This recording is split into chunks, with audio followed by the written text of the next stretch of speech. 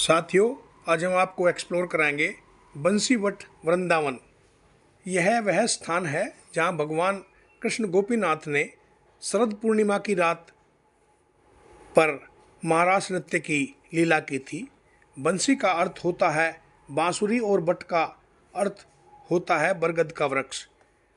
यहीं पर श्री कृष्ण भगवान अपनी बांसुरी बरगद के इस वृक्ष के नीचे बजाते थे। इसे बंसीवट के नाम से जाना जाता है। ऐसा माना जाता है कि दिव्य बांसुरी सुनने पर गोपियाँ भावनात्मक रूप से असहाय हो गई थी और इस बंसीवट की तरफ दौड़ आई थी। यहाँ श्री कृष्ण नित्य ही बांसुरी बजाते थे। ऐसा माना जाता है कि श्री कृष्ण ने गोपियों के लिए कई रूपों को धारण किया था। यह बंसीवट की लीला आज से लगभग 5500 वर्ष पुरानी है। भगवान शिव इस स्थान पर महाराज के दौरान एक गोपी के रूप में आए और इसलिए श्री कृष्ण ने उन्हें गोपीश्वर महादेव का नाम दिया। यह भी उल्लेख किया गया है कि वृंदावन की तरह कोई जगह नहीं है, नंदगांव जैसा कोई गांव नहीं है, बंसीवट की तरह कोई बरगद का वृक्ष नहीं है और राधा कृष्ण की तरह कोई नाम नहीं है। ऐसा माना जाता है कि आज भी श्री कृष्ण अपनी बांसुरी बजा रहे हैं और कई लोग आज भी दावा करते हैं कि वे भी इस वट में इसे सुन सकते हैं। और जैसा कि आप सामने देख रहे हैं, बंसी की आवाज़ सुनते हुए श्रद्धालु आपको यहाँ पर दिखाई दे रहे होंगे। जब चैतन्य महाप्रभु पहले वृंदावन आए तो वह केवल बंसीवट पर ही आए थे। सूरदास ने भी इस दिव्य स्थान के लिए लिखा है, कहाँ सुख ब्रज को सो संसार, कहाँ सुखद बंसीवट यमुना, यह मन सदा विचार। जिसका अर्थ है बंसीवट वृंदावन यमुना जी के किनारे को छोड़कर दुनिया में कहीं कोई सुख नहीं है। बंसीवट वृंदावन के यही वह वट वृक्ष है जिसके नीचे महाराज लीला के मध्य श्री कृष्ण अपनी बांसुरी बजाते थे।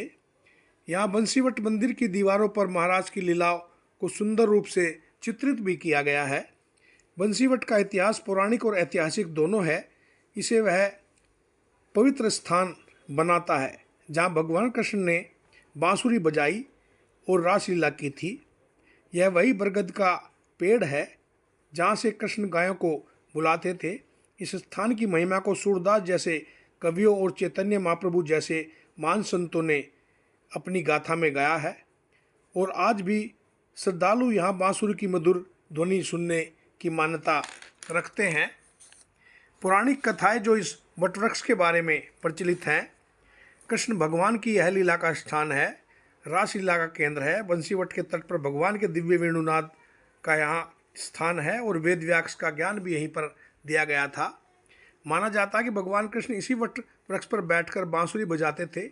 जब उन्हें अपनी गायों को बुलाना होता था तो वे बांसुरी की धुन बजाते थे और सभी गायों उस आवाज़ को सुनकर उनके पास आ जाया करती थी। रासलीला का केंद्र इसलिए माना जाता है क्योंकि यहीं पर शरद पूर्णिमा की रात में भगवान कृष्ण ने राधा और अन्य गोपियों के साथ महारास किया था। बंसीवट के तरफ पर भगवान के दिव्य वेणुनाद से प्रभावित होकर शिव को गोपीनाथ का नाम भी मिला था और वेद व्यास का ज्ञान भी यहीं पर हुआ था। बंसीवट के निकट ही भगवान वेद व्यास ने सुखदेव जी को रास पंच अध्याय की कथा सुनाई थी। अब इस वट का ऐतिहासिक महत्व भी हम आपको बताना चाहेंगे। भक्ति काल के संतों का यह प्रिय स्थान रहा है। भक्ति काल के प्रमुख संत चैतन्य महाप्रभु जब वृंदावन आते थे तो वे इसी बंसीवट के पास आकर कृष्ण भक्ति में लीन हो जाया करते थे।